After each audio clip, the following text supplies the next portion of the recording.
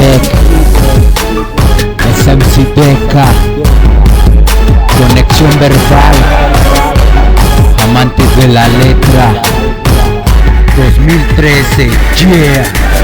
Bueno, llegamos una vez más, entusiasmo es lo que a nosotros le ponemos, haciendo diversos estilos.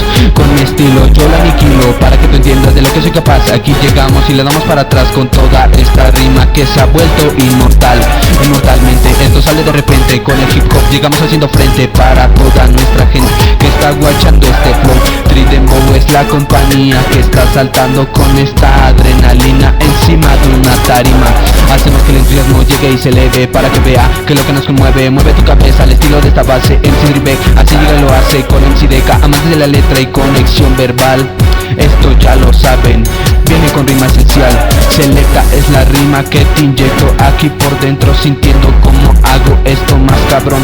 Al momento de demostrar quiénes somos, TLP y KMK, así llega otra vez a la final. Yo, Sigo. Con este flow me paro, te aniquilo, con explosión las canciones y la letra con estilo. Siempre le damos filo para lo que se nos cruce. Agárrense de donde puedan porque yo ya comencé, dejando historia marcada en el género del hip hop. No se pase de lanza, con esto le pongo stop.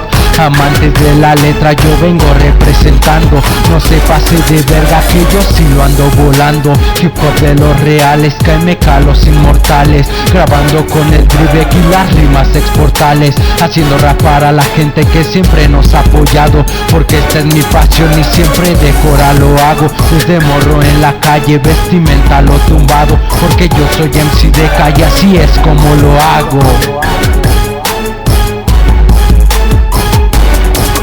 Porque juntos llegamos y juntos nos vamos, ya se la saben, doble H levantamos.